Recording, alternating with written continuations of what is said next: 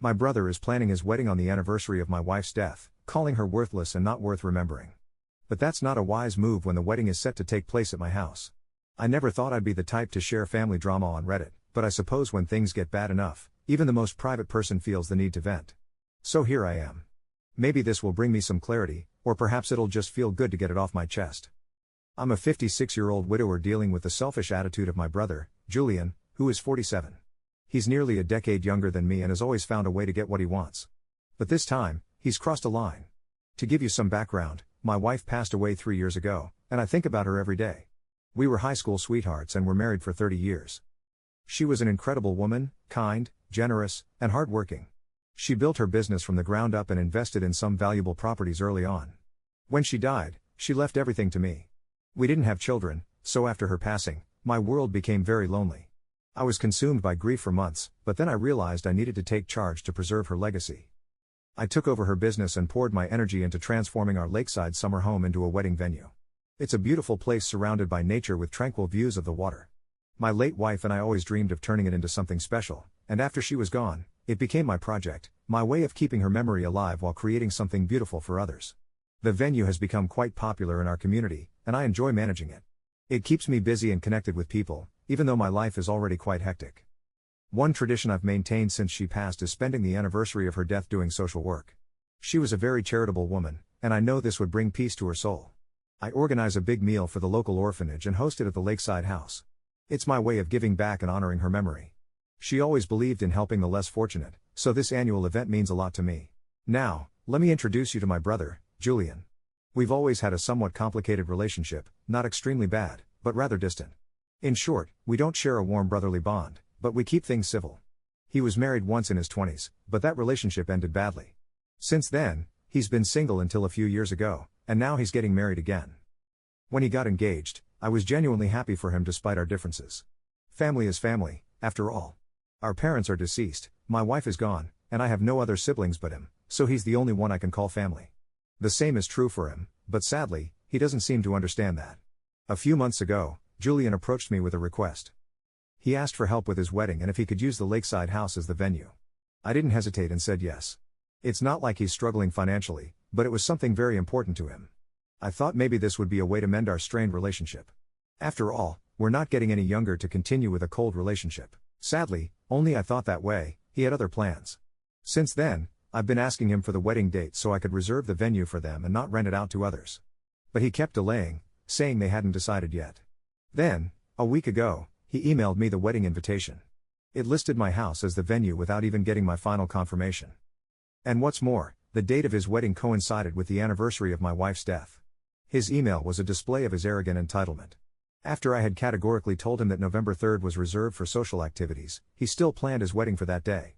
If I give him the benefit of the doubt, maybe he didn't remember the date, but he could have consulted me before sending out the invitations. But he didn't. I called him immediately to discuss the issue. Again, I explained that on that day, I hold my annual social work event and host the meal for the orphanage. He remained silent, perhaps seething on the other end. I gently asked if he would consider changing the date. There was still enough time to reschedule, and I was more than willing to help him make the arrangements. But he was adamant about the date, saying it was his fiancée who wanted to get married on that day because they had special memories and wanted to commemorate them with the wedding.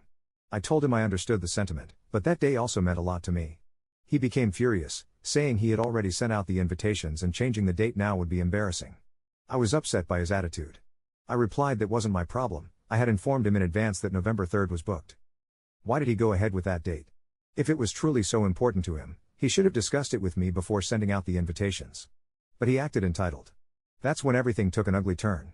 Julian exploded, accusing me of wanting to make his wedding about me and my dead wife. He said I was being selfish and that I should be over it by now. The argument escalated, and in the heat of the moment, he said something about my late wife that I'll never forget. Anyway, she was a useless nobody. She's been dead for 3 years, why are you still hung up on that idiot? I was speechless. I couldn't believe what I was hearing. In that moment, something inside me broke, and I shouted at him to apologize for what he said. He claimed he hadn't said anything wrong. I told him there was no way I was going to let him use the house for his wedding or finance it. If he wanted to insult my wife, he could find another way to pay for and organize his wedding. He yelled at me, calling me all sorts of names before hanging up. After that explosive argument, Julian and I didn't speak for a few days. Then, out of the blue, He contacted me asking for email confirmation of the house reservation, acting as if nothing had happened, as if we hadn't had the worst fight of our lives. I refused. I told him again that I wouldn't allow him to use the house, even if he apologized. That's when he realized he had made a huge mistake. He immediately called me, apologizing, and said, and I quote, "I said that only to encourage you to move on. It's been 3 years since she died, and you're still grieving. You're young, and she's gone. You need to get out there and give relationships a chance. I used harsh words just to provoke you to think about yourself. For God's sake, I'm your brother. I have nothing but good intentions for you." I listened in silence but couldn't shake the feeling that there was more behind his actions. Julian had always been a bit manipulative, but this felt different. I didn't respond and hung up, saying I had a headache and needed to rest. A few days later, I received a call from my uncle, my dad's brother. Julian is friends with his son and visits them often. My uncle is in his early 70s and lives with his son. Julian visited them the other day and was gossiping with his son. My uncle overheard Julian saying that he had deliberately chosen the anniversary of my wife's death for his wedding. He wanted to hurt me, to make me feel lonely, miserable, and remind me of my empty life. Apparently, he was jealous of my wife's wealth and my love life. I had a stable marriage and lived a luxurious life, while he always struggled financially and in his relationships. He even said he had wanted to seduce my wife but never had the chance. He thought celebrating his wedding at my house on that day would make me feel miserable about my lonely life. Hearing this made my stomach churn. Until then, I was determined not to let him hold his wedding at my house, but now I wanted to do something even more terrible, something he would remember for the rest of his life. I already had some plans in mind, but I also wanted to seek advice on whether taking revenge on him was really worth it. Right now, I'm so angry that I can't think clearly. Update 1. Thank you for the mixed comments, I appreciate each and every one of them. I'm sorry I can't reveal the location of my lakeside house. I know sharing it here could help my business, but I want to keep my identity anonymous. Now, the updates. I was devastated. The fact that my own brother would go to such lengths to be so cruel to me was almost unbearable. But after the tears, anger took over, a cold anger that settled in my bones. He wanted to play? Fine, I would play too, but I was going to win. In my first post, I mentioned I had plans but didn't reveal them because I don't believe in showing my cards until the last moment. So here's what I did. I called him and said I had reconsidered and was now willing to let him have the wedding at my house on November 3rd. He thanked me and said he had overreacted, that his intentions were only for my well-being. I played my part perfectly, even offering to help with the preparations. But he said he and his fiancée could handle it. He had no idea what was coming. The week leading up to the wedding was hectic. Julian and his fiancée were busy finalizing details, and I pretended to be the diligent brother, offering advice and support when needed. But behind the scenes, I was planning my little surprise. I felt a bit wicked doing it, but it was necessary. The big day finally arrived. Julian's guests were scheduled to start arriving at the house around 11 a.m., but they didn't know that morning they wouldn't be getting anywhere near the property. I hired extra security for the venue. The house has 3 entrances, and I placed guards at each one with strict instructions not to let anyone in. I personally locked the gates and made sure everything was secure. My phone started ringing almost immediately. Julian was freaking out, screaming over the phone that I was ruining his wedding, that I was a monster, that he was going to sue me and disown me, everything you can imagine. I didn't say a word. I quietly hung up and blocked his number. I stayed in the house's attic and watched as chaos unfolded. The house is far from the city, so Julian and his fiancée took a while to arrive. They tried to force their way in, but security confronted them. Soon, their family arrived as well. They were confused and frustrated.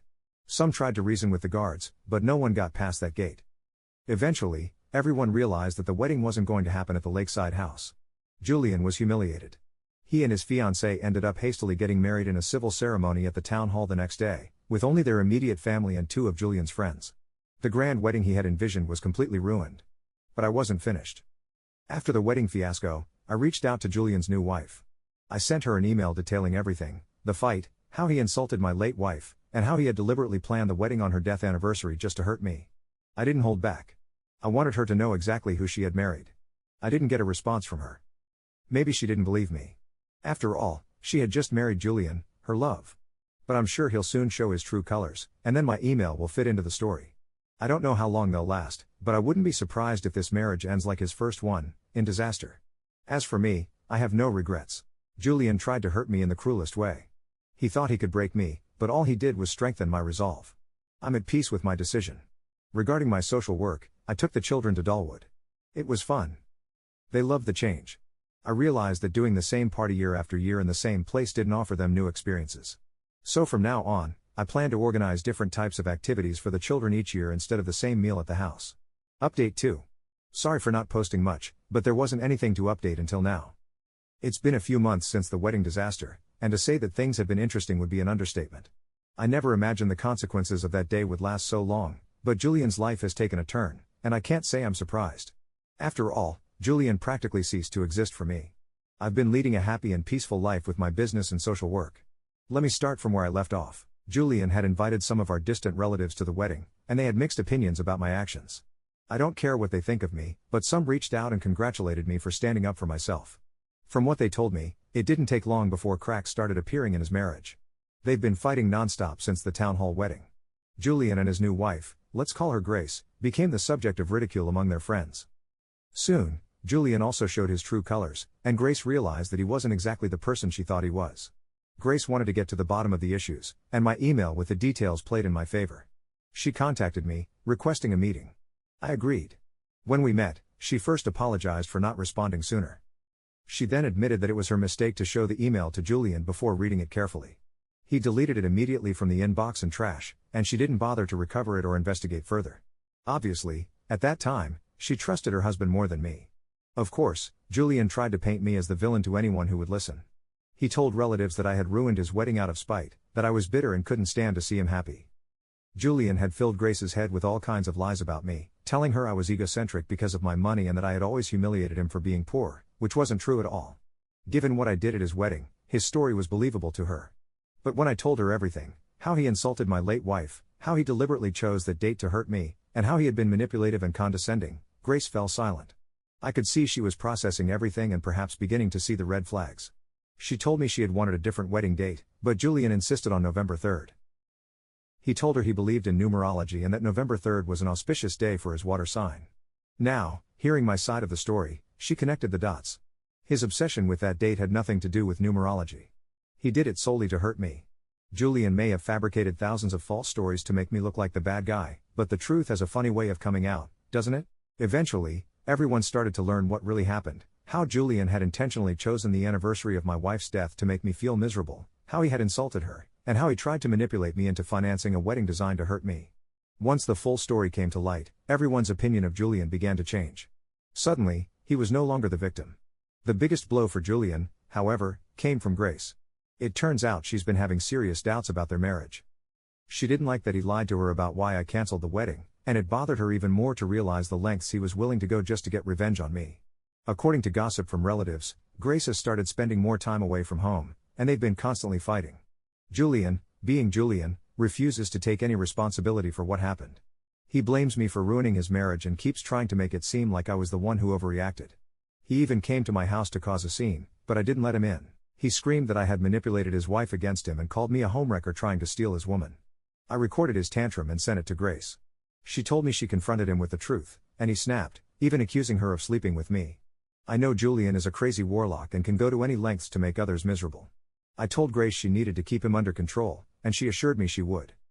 His yelling was so loud that neighbors came out and threatened to call the police if he didn't leave. After that, he tried to barge into my office but was escorted out by security. I knew this was coming, so I had already instructed security not to let him in.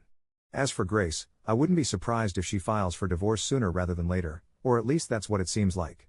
Since I don't know her well, only from the little we've talked, she seems like a good woman, and I think she's finally starting to realize she married someone who cares more about winning petty arguments than having a healthy relationship. In a way, I feel bad for her, but I also think she'll be better off without Julian in the long run. I know this may sound petty to some, but when you've been through as much as I have, you learn that sometimes standing up for yourself means cutting toxic people out of your life, even if they're family. I'm not proud of how things happened, but I don't regret it either. I'm okay with cutting Julian out of my life. He hasn't apologized or tried to make amends, but I don't expect him to. After everything he's done to me, I believe our relationship, what little was left of it, is beyond repair at this point, and honestly, I'm fine with that. Life is too short to surround yourself with negativity and drama. So that's where things stand. Julian is still spiraling out of control, his marriage is in crisis, and I'm doing just fine. I guess it's only a matter of time before the next chapter unfolds, but whatever happens, I'm ready for it. At the end of the day, I know I did what was right for me, and that's all that matters. Update 3. I'm not the only one who has sought revenge, as my brother has also wanted to get back at me, especially now that he's divorcing Grace. I understand someone might be angry if their marriage falls apart, especially if it lasted such a short time, but he's the one who brought this upon himself. Moreover, taking revenge on people who aren't to blame is pretty low, even for Julian. He might have taken revenge on me directly, but no, he had to use the orphanage children as tools for his vengeance. This weekend, I had organized a meal at my lakeside house. It was going to be a beautiful day for the kids, and I thought they could enjoy a good meal and then play in the park in the afternoon. Several people were helping with the meal preparations from early on because there was a lot to do. I had gone to the nearby town to pick up some missing items, so I wasn't at the house when Julian showed up. There was no security this time because I didn't think I needed it. After all, this was a charity event, a chance for the orphanage kids to have a day of fun and good food. I never imagined Julian could stoop so low as to attack the children, but I was wrong. He managed to get in and ruin the food we had been carefully preparing. There were 2 large pots where a significant portion of the meal was cooking, and when I returned, I discovered that the food was completely ruined. I knew something was wrong when I tasted it because it was extremely over-seasoned to a level that made it inedible. It wasn't just a bit saltier than usual, the food literally couldn't be eaten by anyone. When I started investigating what had happened, one of the people helping described seeing a man who perfectly matched Julian's description entering the kitchen when no one else was around. I couldn't believe he had gone that far. Not only did he ruin food intended for the orphanage children, but he did it knowing this would affect those who had absolutely nothing to do with our issues. How low do you have to sink to use children and their food as a tool to get back at your brother?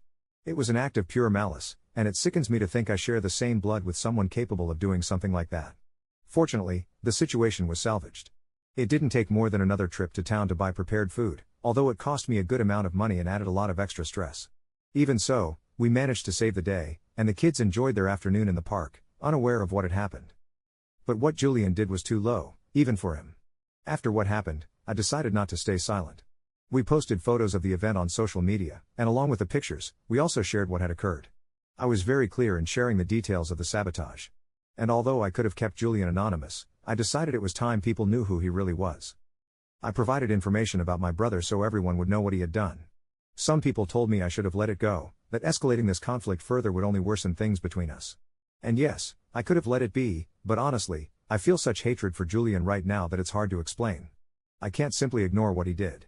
Using innocent children to get back at me is a line you don't cross, and he crossed it without a second thought. Not only did he ruin a meal, but he also showed the lengths he's willing to go to hurt me. Update 4. Well, something good has come out of everything that happened last time I posted. The viral nature of my event has brought what we do to many people's attention. Thanks to that, we've received messages of support from people who not only want to help us but also donate food and other items for the children. So we're organizing another event soon, which is excellent news for them since they always enjoy a day out of the orphanage. I know Grace has found out what her soon-to-be ex-husband did and is very upset with him. This has further complicated any chances of reconciliation, if there were any.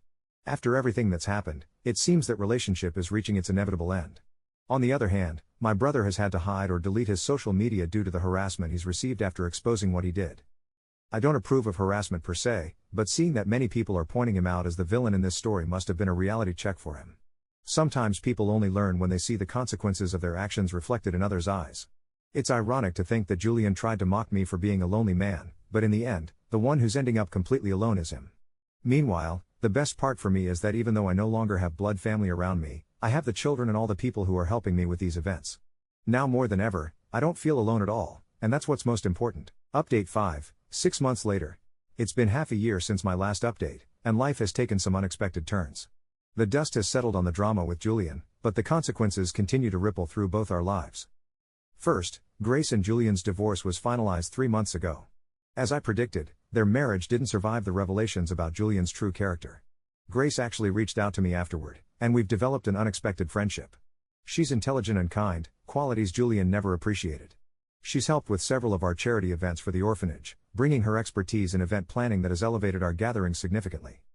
Julian, meanwhile, has moved to a different city. From what I hear through mutual acquaintances, he's struggling. The social media exposure of his sabotage of the orphanage meal followed him, making it difficult for him to rebuild his reputation. He tried calling me once, leaving a voicemail that was more accusatory than apologetic, blaming me for destroying his life. I deleted it without responding. The lakeside house venue business has flourished beyond my expectations. After our story went viral, bookings increased dramatically. People were touched by the tale of a widower honoring his late wife's memory through charitable work, and many couples now specifically request to hold their weddings here because they want to support our cause. A portion of every booking now goes directly to the orphanage fund. As for my personal life, something unexpected happened. Among the many people who reached out after our story went viral was Catherine, a childhood friend of my late wife. She lives in a neighboring state and recognized our lakeside property in the photos. She contacted me initially to share memories of my wife from their youth, stories I'd never heard before. Our correspondence started with emails about my wife, then phone calls that gradually expanded to other topics. 3 months ago, Catherine came to visit, ostensibly to see the venue and attend one of our charity events. There was an immediate connection between us, not romantic at first, just a deep understanding. She's a widow herself, having lost her husband to cancer 5 years ago. Catherine has since visited twice more, and I've traveled to see her once. We're taking things slowly, both conscious of our respective losses and the memories we honor. She understands that my wife will always have a place in my heart, just as her husband will in hers. But we've found comfort in each other's company, in shared experiences and mutual respect. I never expected to find companionship again at my age, especially after 30 years with the love of my life. But Catherine's presence feels right somehow, like my wife would approve. We're not trying to replace what we've lost, but rather building something new that honors our pasts while embracing the possibility of a future together. The orphanage work continues to expand. With additional funding, we've been able to establish a scholarship program for the older children. 3 of them are now attending college with our support. Seeing them thrive despite their difficult starts in life brings me more joy than I can express. I sometimes think about what Julian tried to do, to make me feel lonely and miserable about my empty life. How ironic that his cruelty led to my life becoming fuller than ever. I have a thriving business, meaningful charitable work, new friendships, and potentially a new chance at love. Meanwhile, he's alone in a new city, starting over with a tarnished reputation. I no longer feel anger toward Julian. Rather, I feel something closer to pity. He never understood that happiness doesn't come from tearing others down, but from building something meaningful with the time we have. My wife taught me that, and I strive to honor her lessons every day. As for the future, Catherine and I are discussing the possibility of her relocating here. Her work as a retired professor gives her flexibility, and she's expressed interest in helping with the educational aspects of our orphanage program. Nothing is certain yet, but for the first time in years, I'm looking forward to what tomorrow might bring. Life has a funny way of surprising you when you least expect it. 3 years ago, I thought my life had ended along with my wife's. Today, I realize it was simply entering a new chapter, one I couldn't have anticipated, but which has brought unexpected blessings amid the pain.